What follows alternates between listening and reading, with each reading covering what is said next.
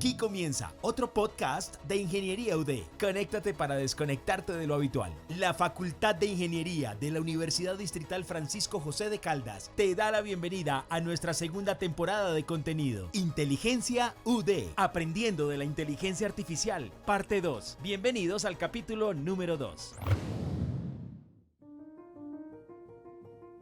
Bueno, lo prometido es deuda. Estamos iniciando la parte 2 del capítulo 1. Parte 2 del capítulo 1 de Aprendiendo de Inteligencia Artificial. Señores, bienvenidos de nuevo. ¿Estamos listos, Diego? Siempre listo. ¿Listo, no? Parece un scout. Sí, total. ¿Listo, profe? Firmes. Vamos a echar hoy de nuevo una charla muy interesante en este segundo capítulo de Aprendiendo de Inteligencia Artificial con este par de ilustres colombianos que están muy comprometidos con el tema, con el asunto y además muy enterados. Bienvenidos. Profe Sergio, ¿va a ir tan rápido de la mano la robótica de la evolución rápida de la inteligencia artificial? ¿La robótica, te refieres a la robótica industrial? Sí, a robótica industrial, a robots, así. Ay, eso me encanta. Uno tener un robotcito que llegue y le sirva al Sí, a eso me refiero. Y perdón si hice la pregunta con los términos que no son científicos, pero yo lo hago desde el punto de vista de cualquier persona que escuche este podcast. Y es, una cosa es un software, un lenguaje que está embebido en un aparatito, ¿cierto? Que te resuelve una cantidad de cosas, desde programación, como lo hablamos, de respuestas, de tesis, lo que usted quiera, inteligencia artificial. Y otra cosa es que usted una eso a un aparato que además de eso nos abra la puerta y nos traiga un tinto y todo ese rollo, ¿cierto? Por ejemplo, en la película de Robin Williams del hombre bicentenario, que creería que es la unión de lo que estoy diciendo, robótica con inteligencia artificial.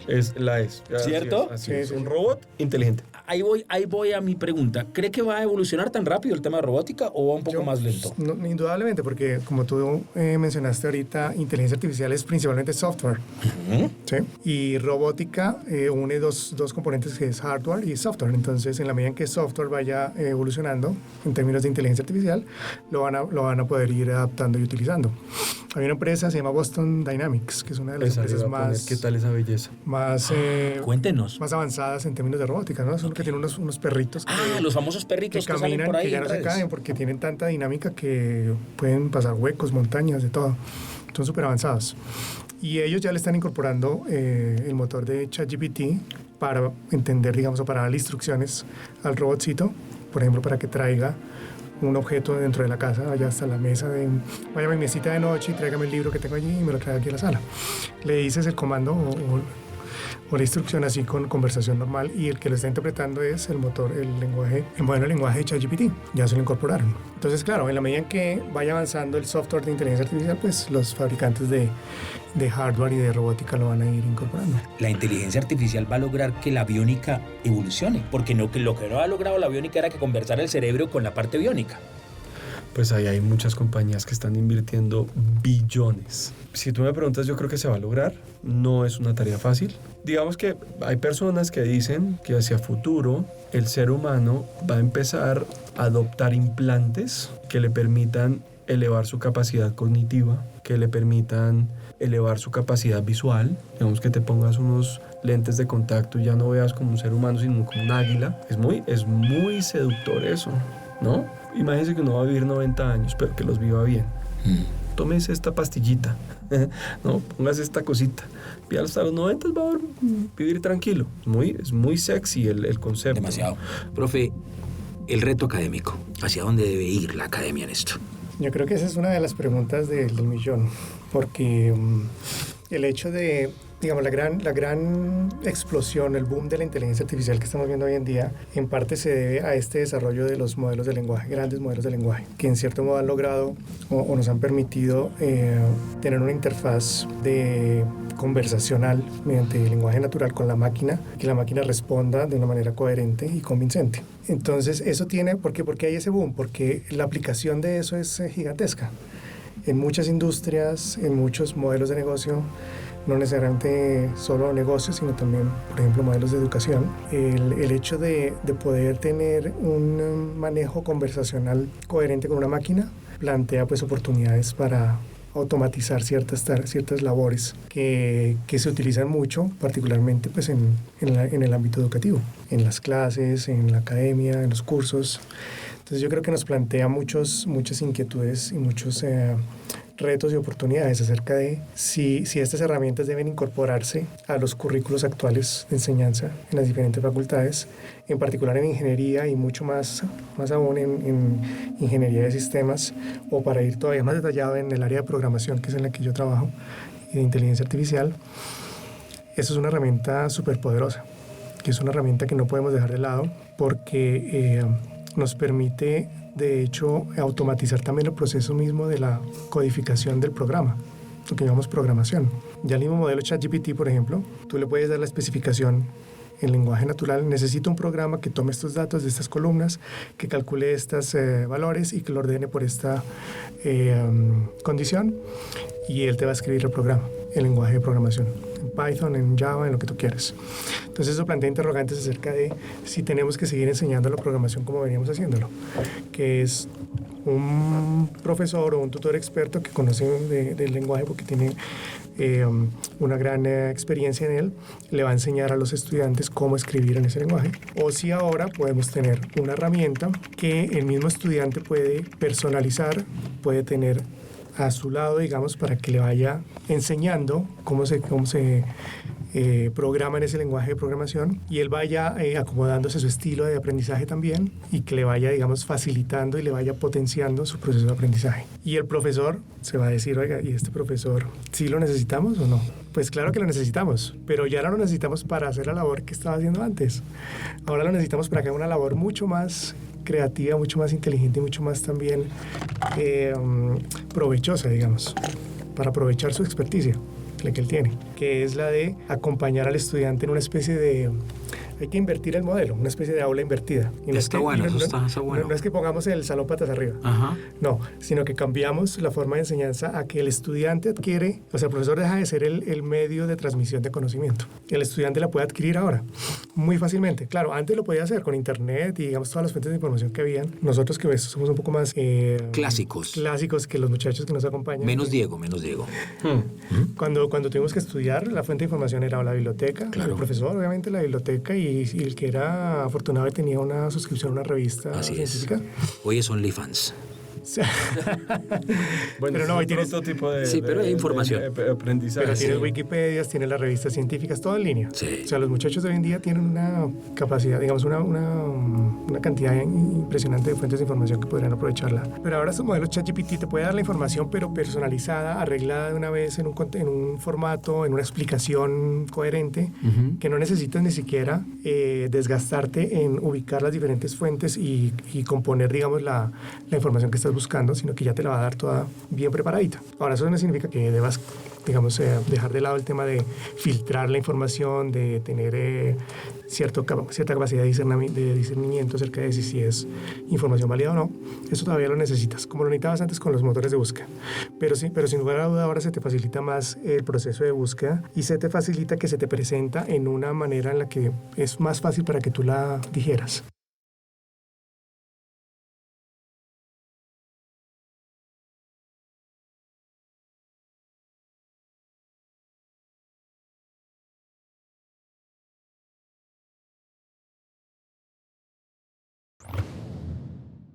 Estás escuchando el capítulo 1 de Inteligencia UD, aprendiendo de inteligencia artificial. Si te parece chévere este contenido y crees que a alguien le puede gustar tanto como a ti, hazle clic al botón, compártelo, envíaselo a alguien especial. Quería meter la cucharada en la pregunta anterior, porque también estoy en la academia. Ajá. Y no podría estar más de acuerdo contigo. Yo creo que el futuro de la educación tiene que ver mucho con la personalización. Ya. Si lo quisiéramos resumir en algo.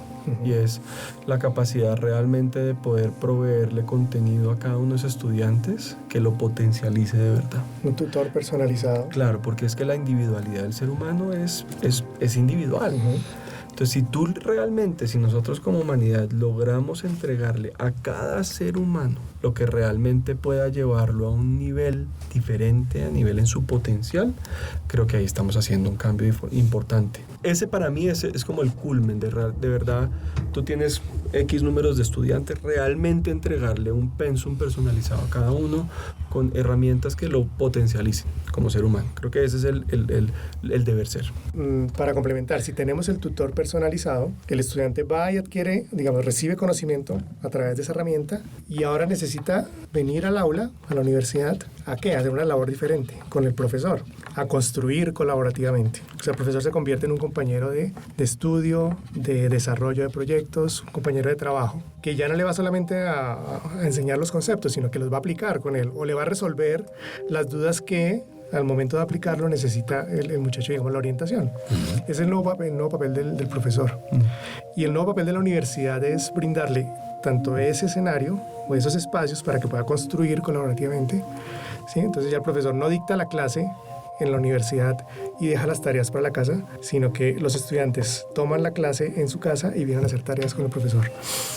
Y la universidad es el espacio en donde además el estudiante adquiere habilidades sociales, de desarrollo social y desarrollo emocional, de conocimiento de diferentes corrientes de pensamiento, de discusión, y ya no se vuelve como ese sitio como tan anquilosado, como tan cuadrado que solamente venir a tomar la clase y presentar un examen y ya. No, es un espacio más de construcción. Y los profesores tienen que acomodarse a eso, tienen que transformarse, tienen que desplazarse a otro tipo de enseñanza. Completamente de acuerdo, porque esto va a cambiar. Va a cambiar. Esto va a cambiar. De hecho, Esto va a cambiar. Es más, eso te iba a decir. Hoy en día, si uno realmente quiere aprender, realmente quieres aprender, ¿cuántas herramientas hay? El tema de consumo de contenido ha cambiado mucho. Pero bueno. Estás en modo podcast, escuchando Ingeniería UD. Continúa con nosotros, comparte y envía este contenido haciendo clic en el botón. Si te parece que hay alguien que le puede gustar tanto como a ti, envíaselo. Y sigue con el capítulo 1, aprendiendo de la inteligencia artificial. Colombia, programadores. Y ojo, porque es que también me ha pasado mucho que hoy en día piensa la gente que ser analista de datos es ya científico de datos. Y es muy diferente. Business Intelligence sigue estando y hay personas que son extraordinarias en Business Intelligence. Pero mágicamente nos pasó que todo el mundo que dice ahora que es Business Intelligence se volvió automáticamente científico de datos, cuando no lo es. Vemos que las características propias de un científico de datos son muy diferentes, ¿sí? Tienes que tener unas capacidades matemáticas, analíticas, creación de algoritmos, es un poco diferente. Desarrollo en Colombia, que veo yo, y lo divido en términos de desarrollo de software. Frontend, ¿qué es frontend? Lo que uno como usuario visualiza, con lo que uno interactúa, bien sea una persona, una entidad, lo que sea. Backend, que es todo, digamos, las tripas, todo lo que hay detrás de eso. Pero aparte de eso, súmale ciencia de datos. O sea, la capacidad realmente de que estos sistemas que tienen front y back tengan una inteligencia. Que ese es el científico de datos. En los últimos 4 o 5 años, para mí ha sido muy complicado conseguir realmente científicos de datos en Colombia. Científicos de datos. Tenemos muy buenos desarrolladores de front, tenemos muy buenos desarrolladores de back. Compañías que además conozco al dueño, que me fascinan, compañías como Platzi, han permitido que las personas logren entender un poco más el tema de ciencia de datos. Sí, platanizarlo y bajar ese conocimiento. Pues hombre, la verdad es que en los últimos 2, 3 años hemos visto de alguna manera que el nivel de entendimiento, en particular para esa parte específica de ciencia de datos, ha mejorado mucho. Las organizaciones, las universidades, todas se han dedicado a realmente impartir ese conocimiento, como decías tú, R, Python, H2O, lo que sea, digamos, TensorFlow, lo que tú quieras, para poder crear y desarrollar inteligencias artificiales. En eso hemos cambiado. La conversación hace 4 años con la ministra era muy diferente. O sea, ministra, aquí hay un tema importante. No importa el nombre de la ministra, le decía, aquí no vemos ciencia de datos. Y si queremos ser un país competitivo como país, hay que tener ciencia de datos. ¿Por qué? MIT invirtió $1 billón. $1 billón. Una sola organización. MIT. E inclusive hoy en día se puede conectar uno de MIT, porque es una realidad, y hacer un programa de ciencia de datos con ellos. Perdón por la pregunta, si es muy tonta para ustedes especialistas. ¿La carrera existe en Colombia? Pues hombre, yo no sé, tú puedes estar más... ¿Carrera de ciencia de datos? Tú puedes estar más actualizado, yo no la sé. No, hay posgrados. ¿Y valdría la pena una carrera ya hoy en día, carrera completa? Si tú me preguntas, me parece que sí, porque al fin y al cabo es parte del proceso de computación y de programación en computación. Sí, podría ser de... Yo creo que es importante. Pero independientemente de eso, es que uno se pone a pensar, hombre, si quienes están creando estos sistemas inteligentes, ¿no? Necesitan unas características puntuales en términos de conocimiento, pues hombre, entreguémoselas, porque eso permite como país ser más competitivo, ¿sí? Al fin y al cabo, si ustedes se ponen a pensar, hoy en día en la devaluación que tenemos nosotros de peso, Colombia es un país muy interesante para invertir. El talento colombiano es un talento que es realmente bueno. Y te voy a decir, tengo clientes en Estados Unidos, en México, en Latinoamérica, en Europa. El talento colombiano es un talento de muy buena calidad. Y eso es una cosa impresionante. Es decir, nosotros estamos parados sobre una mina de conocimiento y de personas buenas, porque además el colombiano es resiliente, es capaz, es recursivo.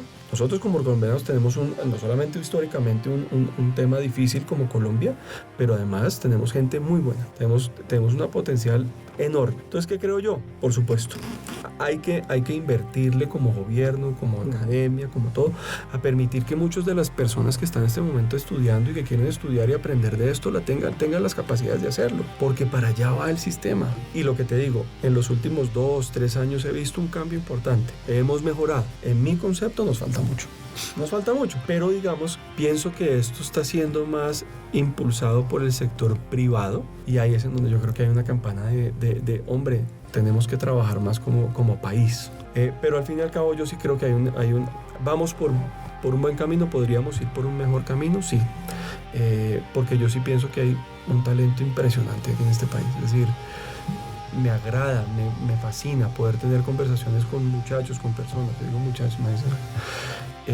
y lo veo en sus ojos, es decir, las ganas de comerse al mundo, las ganas de crear, la capacidad creativa del colombiano es fascinante. Y ahí yo creo que tenemos un potencial como país. El trabajo tuyo, como persona que está todos los días enseñando, qué trabajo tan lindo, porque de verdad es hacer que todos estos muchachos de verdad piensen que es posible, que lo pueden hacer. Nosotros somos mejores que los bielorrusos, nosotros somos mejores que los rusos, somos mejores que Estados Unidos. No sé si es mucho amor patrio, pero de verdad creo que nosotros tenemos una capacidad de verdad muy interesante como país de salir adelante y de poder de verdad volvernos una potencia mundial en eso. ¿Cómo le quedó ese reto y ese deseo, profe? Yo coincido con la apreciación de Diego, pero creo que no solamente es fortalecer en la educación superior, sino que debe empezarse desde antes. Yo creo que lo que nos hace falta es mirarnos desde la educación básica y secundaria, cómo fortalecemos esas capacidades, esas habilidades que deben tener los muchachos, las muchachas, para desarrollar su capacidad crítica, para desarrollar su pensamiento computacional, para desarrollar su capacidad de análisis de problemas. Y eso se logra, por ejemplo, en particular, enseñándoles programación.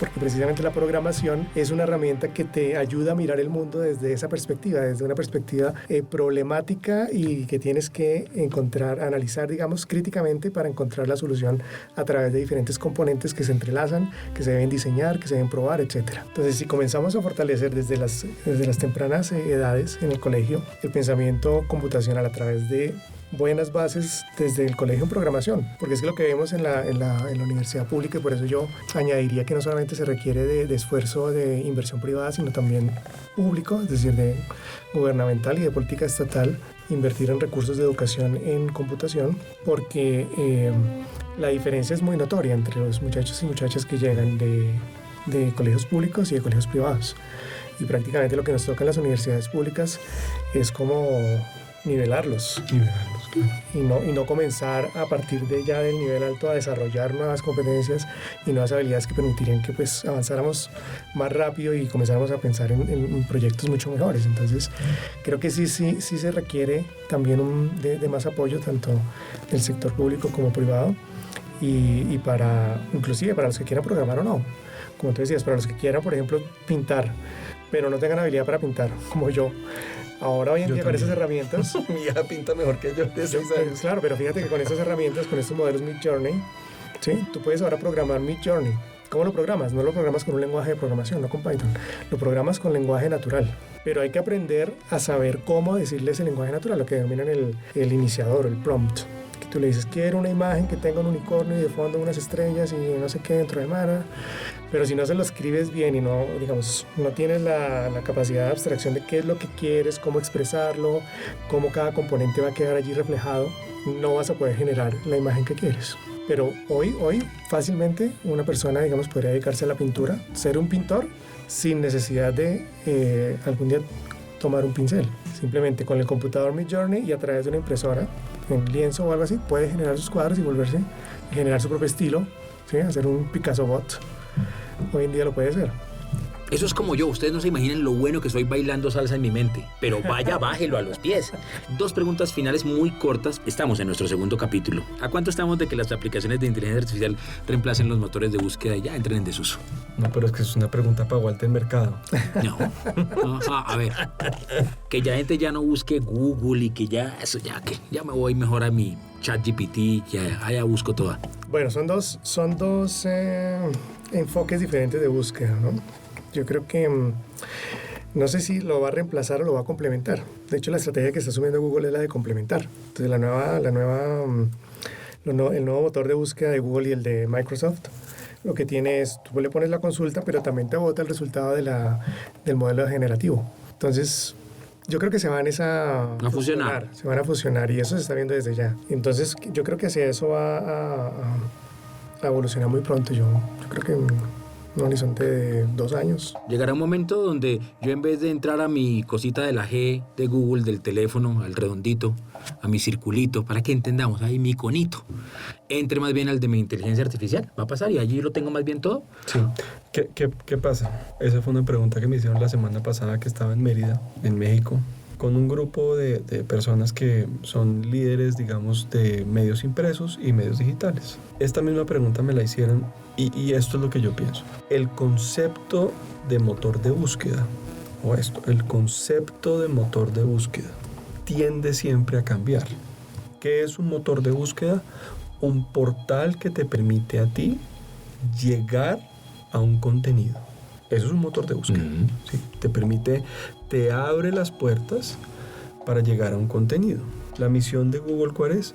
Organizar y hacer asequible la información del mundo. Es la misión de ellos. ¿Por qué? Porque si uno ve, es una forma de llegar a un contenido. ¿Qué pasa? Lo que está cambiando, y no necesariamente para todos, porque recordemos que somos casi 8 billones de personas, de las cuales el 45% todavía ni siquiera tienen acceso a Internet.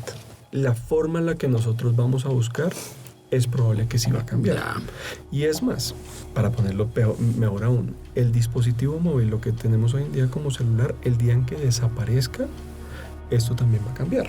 Porque todas las interacciones, como tú bien lo decías, como yo las veo, van a ser por voz. Por voz. Si el futuro de la interacción con los dispositivos o con las tecnologías va a ser por voz. PowerPoint. Por favor, hazme una presentación para mi disertación de yo no sé qué cosas, y te la hace y tú la puedes ajustar. Alexa, el que sea, se puede crear nuevas inteligencias artificiales que hable uno con ellas. Es más, Diego, quiero que me ayudes a encontrar tal cosa. Entonces, ¿qué pasa? El concepto de la búsqueda siempre va a existir. El tema es por dónde va la búsqueda. Y ahí hay un reto enorme. ¿Por qué? Porque si hoy en día estamos fragmentados en consumo de contenido, hacia adelante va a ser peor. Porque hoy en día es muy fácil, digamos, uno dice, yo me tengo que concentrar en Google, en Bing. Ahí está el 99% de las búsquedas del mundo. Sí. Ya con eso estoy tranquilo. ¿Qué pasa? Hoy en día la gente está teniendo que, hoy no en 10 años, hoy uno dice, hombre, ¿y qué hacemos con Alexa? ¿Cómo hacemos que aparezcamos en Alexa? Si no entra por Bing, si no entra por Google, si no Alexa busca solita, ¿qué pasa? Y si la gente empieza a hablar con OpenAI, con ChatGPT, ¿cómo es la lógica de búsqueda? Entonces digamos que sí hay una disrupción y va a haber una disrupción, pero la lógica en términos de el concepto es el mismo. Okay. ¿Cómo yo accedo a contenidos? Y ahí va una segunda parte. ¿Cuál es la veracidad del contenido que me devuelven? Que esa es otra cosa diferente. ¿Por qué? Porque estamos enfrentándonos hoy en día a tecnologías que generan contenido, que antes no era tan fácil. ¿Me explico? Es diferente. Yo en Google busco lo que ya está generado. En lo que sea, sí. X, Y, Z busco, en los motores de búsqueda, voy y busco contenido. Sí. Que si es cierto o no, eso es otro problema. Sí. Pero llega un contenido tercero. Ahora te estás enfrentando... Claro. Ahora, ¿qué pasa? Te estás enfrentando a una máquina que genera el contenido. Entonces te va a decir, oye, ChatGPT, ¿cuánto vive un pingüino? Por ejemplo. Y el ChatGPT dice, no, vive 45 años en promedio. Y en realidad viven 2. ¿Quién valida eso? Generó el dato de 45 años. Y la realidad es que no es esa. Entonces, a donde voy es, primero, el concepto como búsqueda siempre va a existir. Siempre, porque nosotros somos personas que buscamos. El ser humano busca, es curioso. El tema es, 1, ¿con quién estás buscando o qué sistema está buscando? Y 2, ¿es una tecnología que genera los datos o es una tecnología que va y, tú le dices recupera los datos, recupera los datos que hay? Porque hay una cosa diferente. Y ahí, por ejemplo, es en donde yo digo que los medios tradicionales tienen un peso muy grande. ¿Por qué? Porque tienen credibilidad. ¿Sí? Es decir, son personas que han hecho estudios. Te voy a poner un ejemplo. Tú entras a National Geographic. Voy a poner el ejemplo de los pingüinos. Y tú vas y estudias en National Geographic. ¿Le crees? A National Geographic sí, porque listo. es un medio referente. Por supuesto. Entonces, mira lo importante que va a ser en términos de la generación de contenido. Esa es la generación del contenido. National Geographic es un referente en temas de naturaleza. Si yo sé que ese dato viene de National Geographic, independientemente del que sea, yo estoy relativamente tranquilo porque dice, no, la fuente es National Geographic. Ahora, ¿qué pasa si hacemos esa misma pregunta a una tecnología de inteligencia artificial que generó el dato? Que es la pregunta, tú lo dijiste inclusive un poquito. ¿Y de dónde salió ese dato? No, la inteligencia artificial lo generó. Pero ¿y cuál es la fuente? ¿En dónde está ese cotejo con la realidad? Ahí es en donde está el tema más importante que va a ocurrir en los próximos años, y es, ¿estoy dispuesto a creerle al contenido que me está sirviendo estas inteligencias artificiales o no? Y es que como esto está avanzando tan aceleradamente, ¿cierto? Ya no solamente tenemos el modelo que genera el contenido, sino que ahora nos dimos cuenta muy rápidamente que estos modelos que generan contenido de texto particularmente se pueden acoplar y se pueden conectar pues fácilmente con servicios que ya existen que manejan interfaces de texto.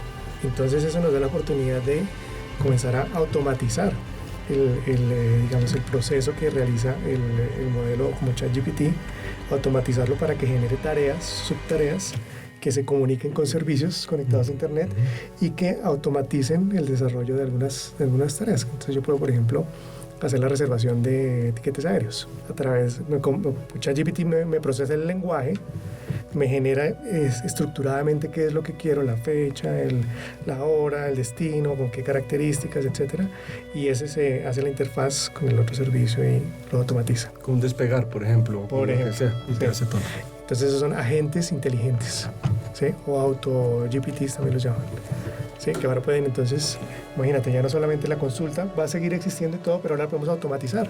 Llegar hasta la compra. Yo voy a programar y le voy a decir a mi asistente virtual, que es el que me entiende el modelo de lenguaje, cuál es la tarea que necesito buscar, y él procesa y él se comunica con otros sistemas, con otros servicios, con otras inteligencias artificiales del ecosistema y automatizan el proceso. Entonces ahí aparecen nuevas oportunidades tanto para la industria como para academia. Bueno, jóvenes, porque ustedes tienen una mentalidad joven increíble de innovación. Gracias por su conocimiento, profesor Sergio. Bienvenido a la Universidad Distrital de nuevo. Gracias. Ahora, en este nuevo semestre que ya se viene para usted. Diego, gracias por tu conocimiento, por tu tiempo. En este segundo capítulo compartir. Yo pienso que de verdad todos los que estamos tratando de desarrollar un futuro un poco más inteligente, digámoslo así, tenemos un compromiso muy fuerte con el tema ético. Y la verdad es que ese es un camino muy interesante para explorar, porque ese sí me preocupa mucho a mí, en particular.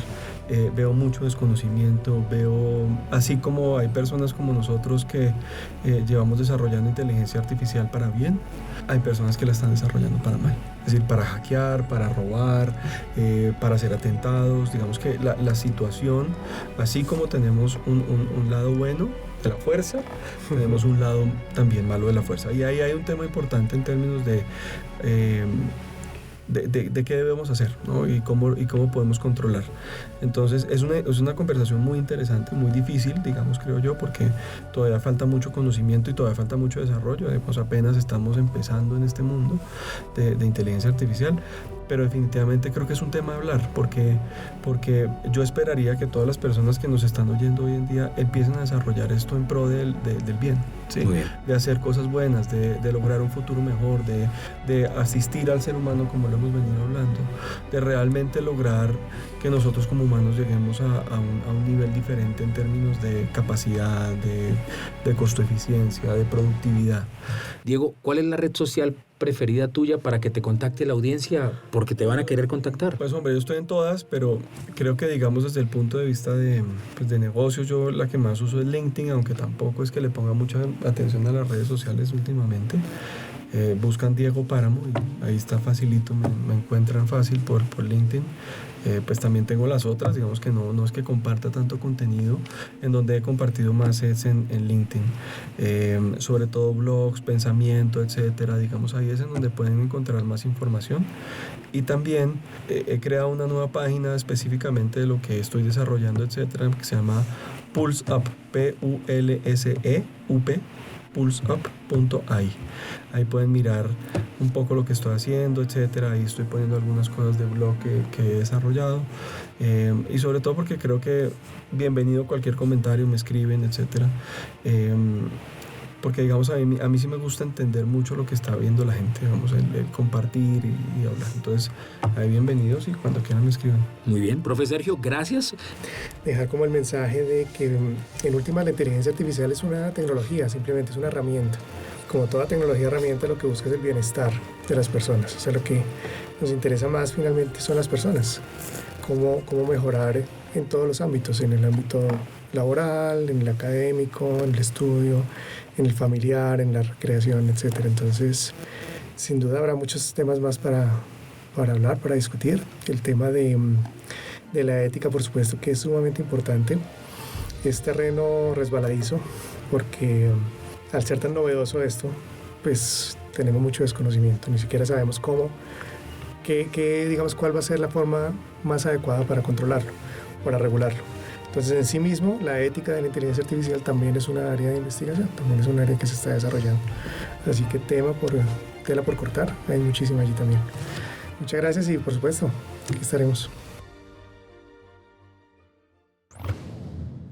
Este capítulo de Inteligencia UD ha terminado, pero tranquilo, que ya puedes dar clic y escuchar otro. Sigue con nosotros. Estás en modo podcast, Ingeniería UD, un contenido de la Facultad de Ingeniería de la Universidad Distrital Francisco José de Caldas, Bogotá, Colombia.